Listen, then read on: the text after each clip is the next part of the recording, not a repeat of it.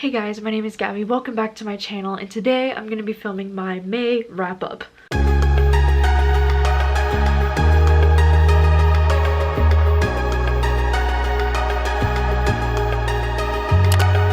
Sorry if I don't seem like my usual self in this video, but I just have a lot going on right now. Yesterday I spent the whole morning in urgent care because I have a really bad ear infection in this ear, and I can't even like hear anything right now. I'm on antibiotics, and I just feel like with everything going on in America right now, it's kind of hard not to talk about the issues that are happening. It kind of just feels weird to be posting right now, but to any of my Black friends out there, I just want you to know that you are so loved and my heart is with you right now. And this is just a really shitty time in the world.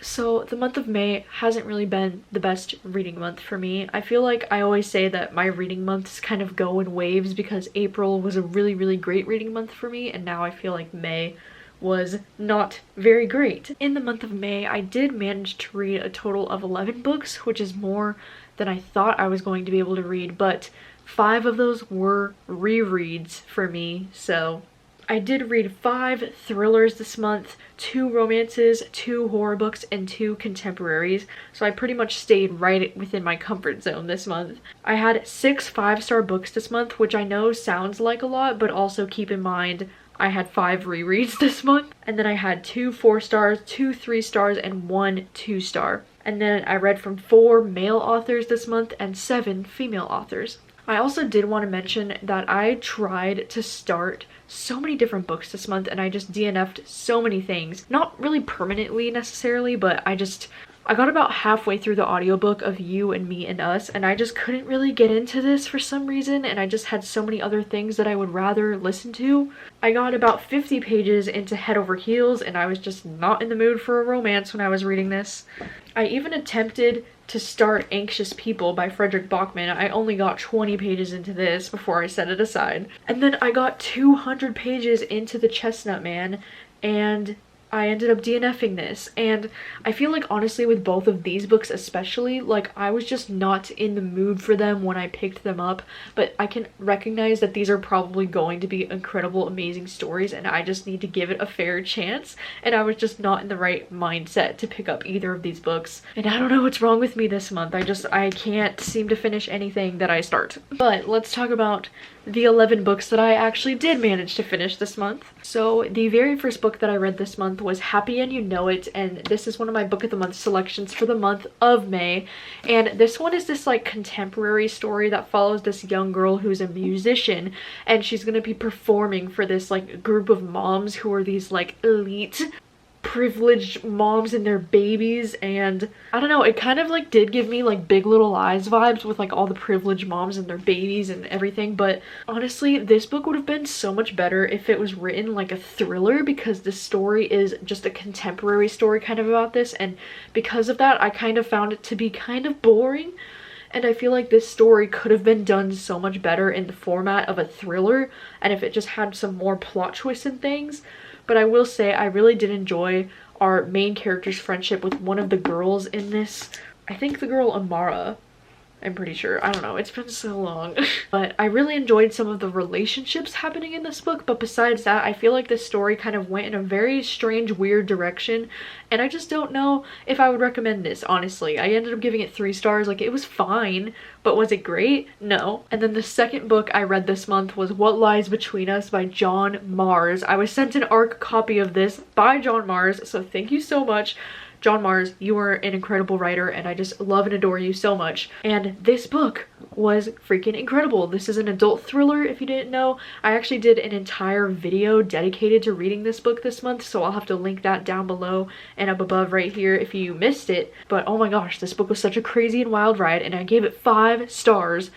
And honestly, John Mars can do no wrong in my eyes. Like, all of his books are amazing. And yeah, I do think it's best if you go into this book completely blind. So again, if you want more information on it, you can watch my reading vlog for it. The next book I read, I listened to the audiobook for Tweet Cute, And this is like a young adult contemporary romance, and this story was cute, honestly. I think I ended up giving this one 3 stars as well, but it was just kind of forgettable for me. The whole premise of this story is that it's these 2 teenagers who run the social media accounts for their family's businesses, and they both have like restaurant businesses. And so I think the girl's family, she has like a huge corporate business that she works for, and then with the boys' family it's more like a small family business. And so like they both run the Twitter accounts for their family's businesses, and they like get into Twitter wars with each other, and it's just like really cute and light and fluffy, and it was just like exactly what I needed at the time, you know, just because like I just needed something more light-hearted to get me through this month.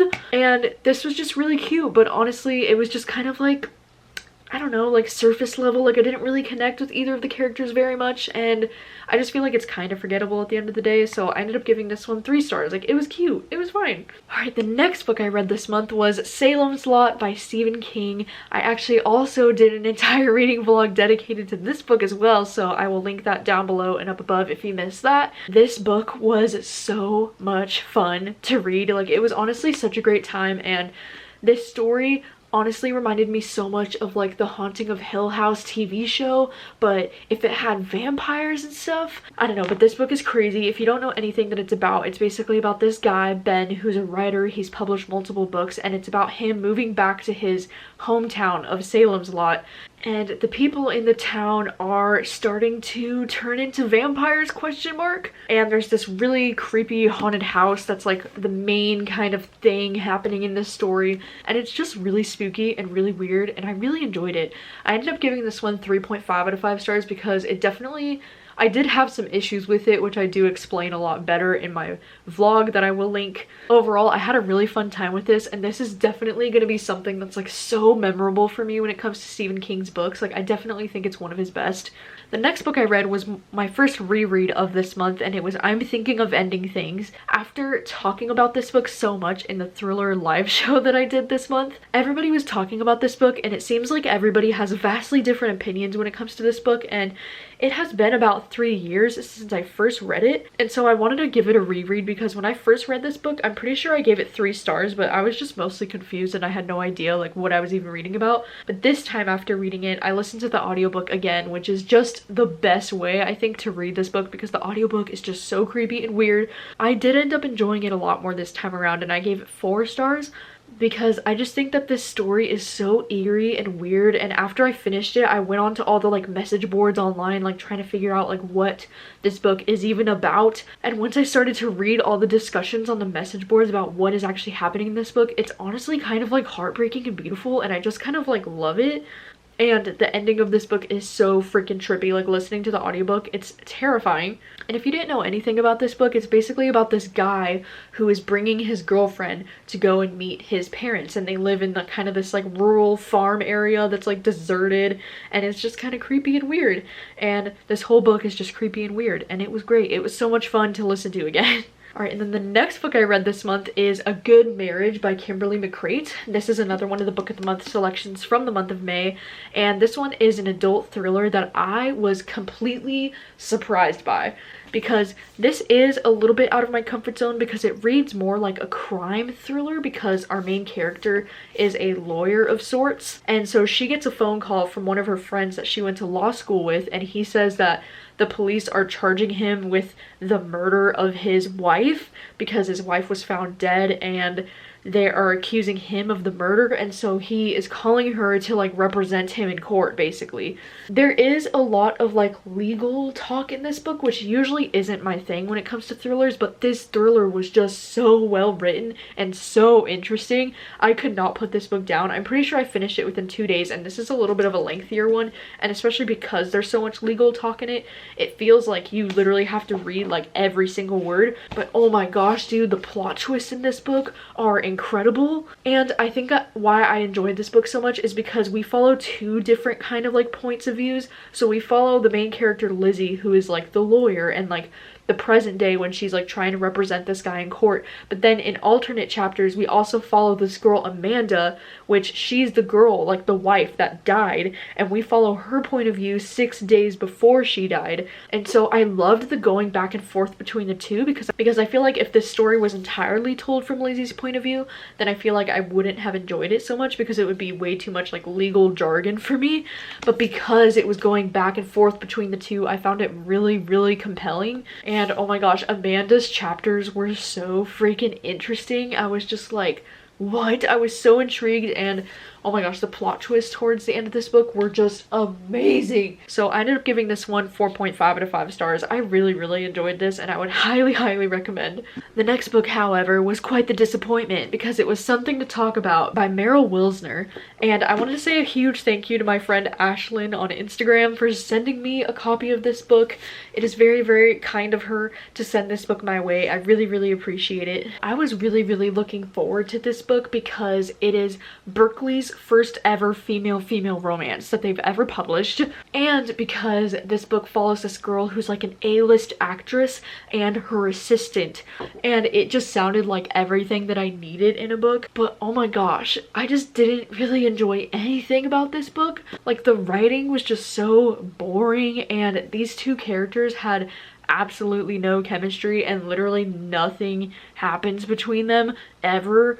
And I am gonna be honest that I DNF'd this book about halfway through because I just couldn't care less about anything that was going on. I don't know, it was just such a disappointment. Like, it is just not what I wanted from this book at all, and I'm just so upset because I feel like this book had so much potential and it just ended up being so disappointing for me. So I ended up giving this one 2 stars. And then the last 4 books that I read this month were all rereads. First one that I reread was Top Secret by Serena Bowen and Elle Kennedy. This is one of my favorite male romances that exist on this earth. I actually did an entire rereading vlog very recently. It was my most recent video, so I can link it if you missed it. But yeah, and in that vlog I read Top Secret, and it was great. It was 5 out of 5 stars because Keaton and Luke are just amazing, and I had such a strong urge to reread this book for so long, so I'm really glad that I finally did because it's been about a year since I first read this. And then next up, I re-listened to the Turn of the Key audiobook by Ruth Ware.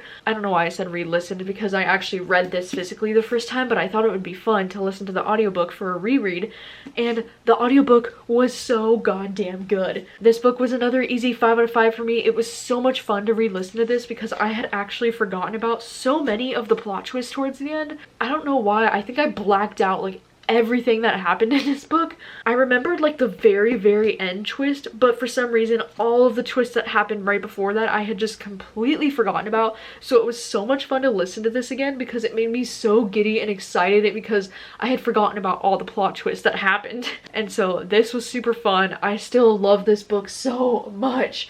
I'm definitely validated in the fact that this is one of my favorite thrillers of all time. And then I reread Long Bright River by Liz Moore. I listened to the audiobook for this one as well, and I know it's like, it seems kind of crazy because I just read this book in January this year. I don't know why though, I just had the strongest urge to want to reread this book as well, and since I've just kind of been dealing with a reading slump, it kind of feels like all month, I just decided to reread a whole bunch of my faves, and this audiobook was available at the library, so I was like, yes. And this one is a thriller kind of, but it is more like mystery literary fiction. So this one follows this female cop who is working in Philadelphia where the drug and opioid crisis is taking over their neighborhood. And so the main character's sister goes missing in this book, and she starts to get concerned that something happened to her, and her sister is a drug addict. She thinks something might have happened to her sister. So this entire book is kind of like her trying to trace down like what happened to her sister. And y'all know that I love books that mainly center on sister relationships, so it makes sense why I would love this book so much. And this book is just heartbreaking and it's beautiful, and I don't know what it is about this book, but I just really love it. And so it was so great to be able to reread this again this month. And then the last book that I reread at the end of the month was Lock Every Door by Riley Sager, which this is another one of my favorite thrillers from 2019. I just read this book last summer, but it was so much fun to listen to the audiobook and get to re-experience one of my favorite thrillers. I know that some people say that rereading thrillers is like pointless because I feel like thrillers, it's like once you know all of the plot twists, are they really enjoyable still? Like, I get that question a lot, and I would honestly say yes. I just have a really fun time listening to my favorite thrillers again on audiobook. I just think that they're so great. And it's nice because I usually don't ever read thrillers as audiobooks at first because I really enjoy the suspense of like reading it with my eyes the first time I read it.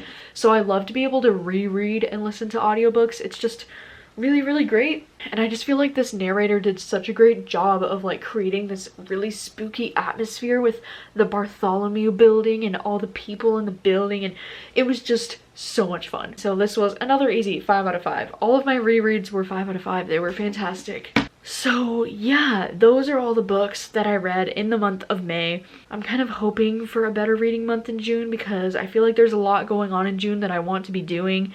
Like I have a secret TBR video coming out hopefully first thing in June. I'm going to attempt to read the 3 books for that video right after this. And then also Romance-a-thon is going to be happening in June. So I'm just kind of hoping that I can get back on track with my reading and just not be in such a weird slumpy mood anymore. Even though it was kind of a shitty reading month for me, I definitely did have a few favorites from this month that I'm not going to forget for a really long time, like A Good Marriage, What Lies Between Us, and even Salem's Lot. Like even though Salem's Lot got a 3. Even though Salem's Lot did get a 3.5 from me, I still think that it's going to be something that I'm never going to forget, and it's definitely one of my favorite Stephen King novels that I've read. So I feel like these 3 books are definitely going to leave a lasting impression on me. So yeah, it wasn't a complete and total failure waste of a month, you know? Please let me know, how many books were you able to read in the month of May? What was the best book that you read in the month of May? And what are you looking forward to reading in June? And of course, if you've read any of these books, then please let me know your thoughts on them as well. And thank you guys so much for watching as always, and I will see you very soon with a new video.